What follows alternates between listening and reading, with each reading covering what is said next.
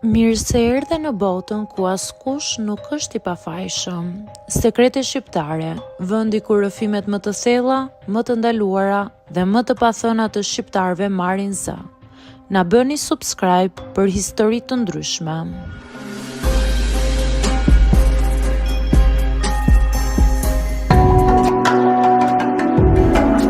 Jam 22 vjeçe dhe ajo natë më ka mbetur në mendje si një pikë kthese e heshtur. Jo sepse ishte dramatike, por sepse më bëri të kuptoj gjëra për veten që nuk i kisha menduar kurrë seriozisht. Ishim shoqe prej vitesh. Ajo ishte personi që më njihte më mirë se kushdo. Dinte kur unë gënjeja, kur shtiresha, kur isha e fortë, kur kisha nevojë vetëm për një përqafim. Kishim kaluar net pafund bashk, duke parë filma, duke folur për djem, për zhgënjime, për ëndra që dukeshin shumë të mëdha për moshën tonë. Atë mbrëmje gjithçka dukej normale. Ishim shtrirë në krevat, pranë njëra tjetrës si gjithmonë. Dhoma ishte gjysmë e errët, vetëm drita e ekranit që lëvizte butë mbi fytyrat tona. Ajo ishte shumë pranë meje, aq sa ndjeja ngrohtësinë e trupit të saj. Filloi me një përqafim më të gjatë se zakonisht, pastaj me dorën e saj që qëndroi pak më shumë mbi krahun tim. Ishte një prekje e butë e ngadalt. Nuk u ndjeva e kërcënuar, përkundrazi ndihesha e sigurt. Me të gjithmonë ndihesha shumë mirë. Heshtja mes nesh u bë më e thellë. Nuk ishte e sikletshme, por ishte e mbushur me diçka të pashprehur. Dora e saj lëvizi ngadalë me kujdes, sikur po më pyeste pa fjalë nëse ishte në rregull. Zemra ime filloi të rrihte më shpejt. Mendja më thoshte të kuptoja çfarë po ndodhte, por trupi im po reagonte para se ta arrija të analizoja.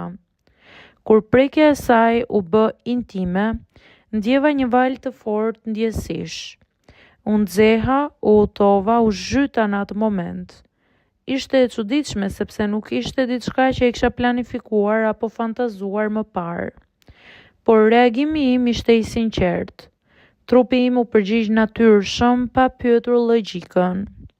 Ajo më pa në sy, kishte një lloj brishtësie në shikimin e saj, sikur kishte frikë të mos më humbiste nëse po gabonte. Por unë nuk u tërhoqa, nuk e ndalova. Ishte një përzierje kurioziteti, besimi dhe një ndjesie të re që po lindte brenda meje. Çdo gjë ndodhi ngadalë, pa nxitim, pa fjalë të mëdha, vetëm frymarrje që ndryshonte, duar që kërkonin dhe sy që pyesnin. Në atë moment nuk mendova për etiket, nuk mendova çfarë do të thotë kjo. Mendova vetëm për ndjesinë e të qenit pranë dikujt që më njihte thellë dhe që po më prekte me kujdes, jo me nxitim. Kur gjithçka u qetësua, mbetëm të shtrira pranë njëra tjetrës. Nuk folëm për disa minuta.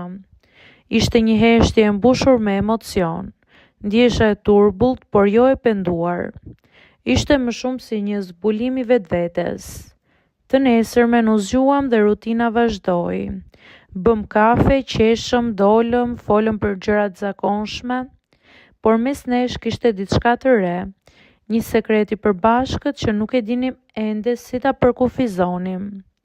Jam 22 vjeçe dhe po kuptoj që identiteti dhe ndjenjat nuk janë gjithmonë të drejta dhe të parashikueshme. Ndonjëherë një moment të bën të kuptosh që brenda teje ka më shumë nuanca se sa ti ke menduar. Nuk e di ende çfarë do të thotë ajo natë për ne. Nëse ishte thjesht një moment kurreshtje apo fillimi i diçkaje tjetër. Por e di që nuk ishte turp. Ishte një përjetim i sinqert, i butë, i ndërtuar mbi besim. Dhe ndoshta ajo është gjëja më e rëndësishme që mbaj mend nga ajo natë.